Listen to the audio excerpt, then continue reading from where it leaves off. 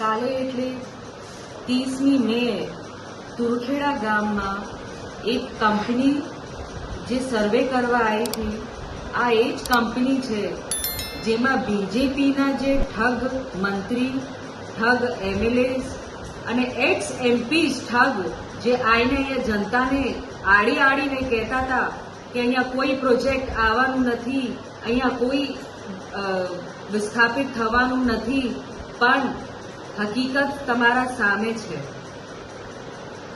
સરકાર જાતે આ કંપનીઓને કાલે સર્વે માટે મોકલ્યું, એનું વિડીયો પણ તમને જાહેર કર્યું, એના કાગળો પણ તમને જાહેર કર્યું. તો હું જનતાને કહેવા માંગુ છું, યાદ છે અમે કહેતા હતા કે જૂઠ બોલે કૌવા કાટે, અને આ ઠગ મંત્રીઓ આવીને તમને જે વાદો કરેલો એ બધું ખોટું નીકળ્યું.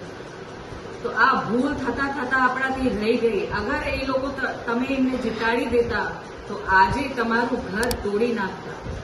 પણ તમે અમને સહકાર આપ્યું, અમને મોકો આપ્યું, અને પાછું તો પણ આ હિંમત કરીને સરકાર હવે તેમની ખીચ કાઢવા માટે એમના કંપનીઓને સર્વે માટે મોકલે છે, ખાણ ખનીજ માટે મોકલે છે, હાઇડ્રો પ્રોજેક્ટ માટે મોકલે છે.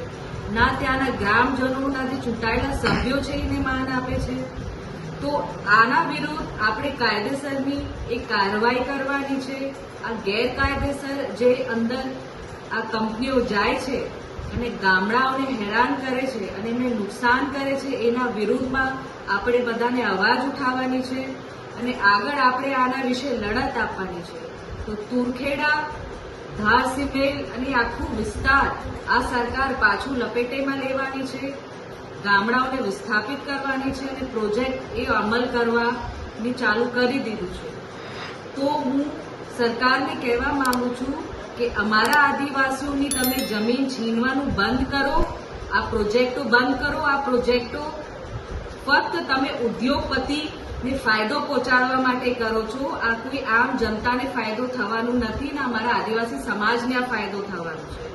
તો તમે હમણાં જાગી જાઓ, ચેતી જાઓ, ને તો આ પરિણામ જે તમને મળ્યું છે આનાથી પણ ખરાબ પરિણામ આ બીજેપી સરકારને આવતી ટર્મમાં મળવાનું છે.